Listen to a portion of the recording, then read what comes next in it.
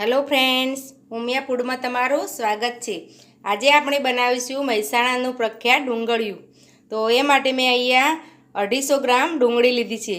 આમ તો ડુંગળીયામાં નાની નાની ડુંગળી લઈ એને આપણે જેમ ભરવા રીંગણના 4 ભાગ પાડીએ એ રીતે 4 ભાગ પાડીને આખી જ ડુંગળી લેવાની હોય છે। પણ આપણે ઘરે થોડું શાક બનાવીએ એટલે ડુંગળી ચડતા બહુ જ વાર લાગે છે અને આપણે અડધા કલાકમાં આપણું શાક તૈયાર થઈ જાય છે। આ રીતે આપણે કટિંગ કરીને ડુંગળી લઈએ એટલે અડધા કલાકમાં આપણું શાક તૈયાર થઈ જાય છે। તો મેં અહીંયા 250 ગ્રામ ડુંગળીને આ રીતે મોટા ટુકડા કરી લીધા છે। તો હવે આપણે ડુંગળી બનાવવાનું શરૂ કરીએ। તો મેં ડુંગળી બનાવવા માટે મેં કઢાઈમાં 150 ગ્રામ જેટલું તેલ લીધું છે।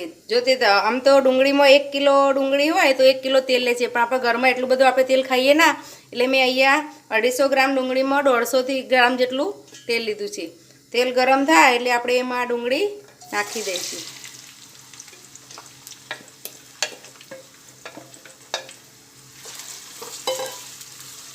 અને એને હવે આપણે મીડિયમ ગેસ પર સરસ રીતે ચડવા દઈશું। એકદમ ગુલાબી જેવી થાય, એના બધા પાંખડા છૂટા પડી જાય ત્યાં સુધી એને આપણે ચડવા દઈશું અને વચ્ચે વચ્ચે આ રીતે હલાવતા રહીશું।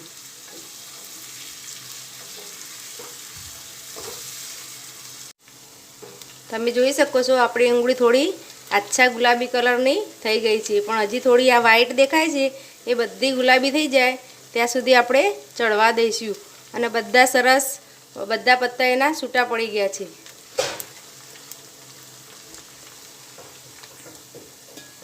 તો હવે આપણે ડુંગળી સરસ ગુલાબી રંગની થઈ ગઈ છે અને ચડી ગઈ છે અને હજી થોડી આપણે લસણ હાથે ચડશે એટલે આપણે હવે એમાં લસણ નાખી દઈશું। મેં 250 ડુંગળી તો સામે આપણે 200 ગ્રામ લસણ લીધું છે।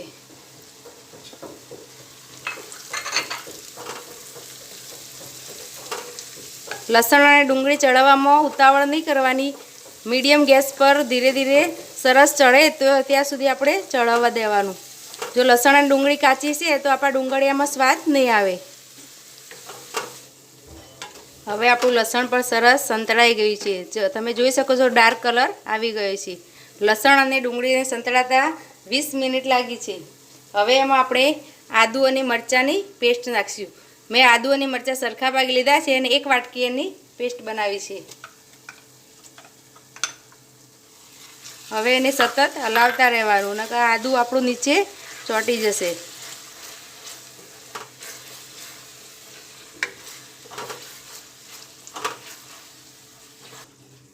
હવે 2 મિનિટ આદુ અને મરચાં સંતળાઈ ગયા છે, આપણું તેલ પણ બહાર આવી ગયું છે। હવે એમાં આપણે નાખીશું ટામેટાની પ્યોરી। તો મેં 3 મીડિયમ સાઇઝના ટામેટાં લીધા છે, એની પ્યોરી બનાવી છે, તો એ આપણે નાખી દઈશું અને વજનમાં જોઈએ તો 150 ગ્રામ જેટલા ટામેટાં છે। હવે આ ટામેટાં સરસ ચડી જાય અને તેલ છૂટું પડે ત્યાં સુધી આપણે થવા દઈશું। હવે આપણા ટામેટામાંથી પણ તેલ છૂટું પડી ગયું છે। હવે એમાં આપણે સિંગદાણાનો ભૂકો નાખીશું। મેં અડધી વાટકી સિંગદાણાનો ભૂકો લીધો છે। આખા સિંગદાણા 1 મુઠ્ઠી સિંગદાણા લીધા હતા, એને મેં મિક્સરમાં ક્રશ કરી લીધા છે ને મિક્સ કરી લઈશું। હવે ગેસ એકદમ ધીમો કરી દેવાનો। હવે એમાં આપણે મસાલા કરીશું। અડધી ચમચી જેટલું લાલ મરચું પાવડર નાખીશું। તમે જેવા તીખા મરચાં નાખ્યા હોય એ પ્રમાણે લાલ મરચું નાખવાનું। 5 ચમચી જેટલી હળદર નાખીશું।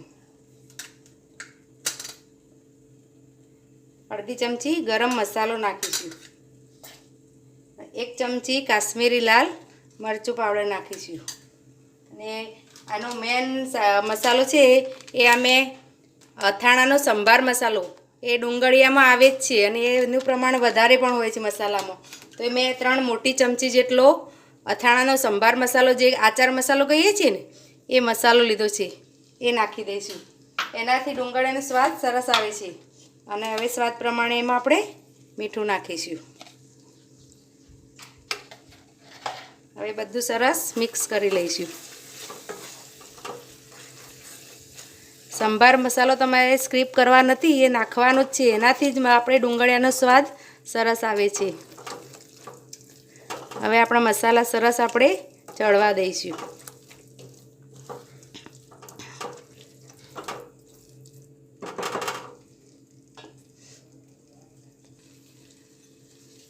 હવે આપણે એમાં થોડો ગોળ નાખીશું, 2 ચમચી જેટલો ગોળ, અને મોટી 3 ચમચી જેટલું દહીં નાખીશું, અને મોટી 3 ચમચી જેટલું પનીર નાખીશું. હવે સરસ મિક્સ કરી લઈશું.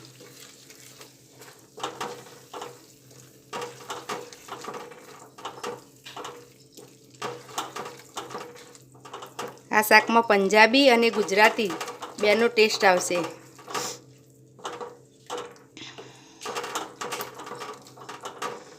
હવે સરસ તેલ ફૂટે ત્યાં સુધી આપણે ચડવા દઈશું. આપણું તેલ સરસ બહાર આવી ગયું છે. હવે એમાં અમે આપણે ફરસાણની પાપડી આવે છે ને, એ પાપડી લીધી છે અડધી વાટકી જેટલી, તે આપણે એમાં ભૂક્કો કરેલો છે એમાં નાખી દઈશું, અને 2 ચમચી જેટલા કાજુના ટુકડા નાખી દઈશું. કાજુના ટુકડા ઓપ્શન છે, જો તમારે નાખવા હોય તો નાખવાના, નકર નહીં નાખો તો પણ સ્વાદમાં કંઈ ફરક નહીં પડે. હવે એમાં આપણે થોડા દાણા પણ નાખી દઈશું.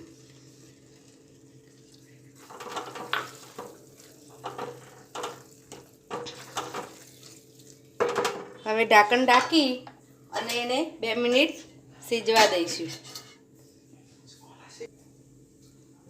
તો આપણા ડુંગળીયામાં સરસ તેલ બહાર આવી ગઈ છે. હવે એને આપણે સર્વ કરશું.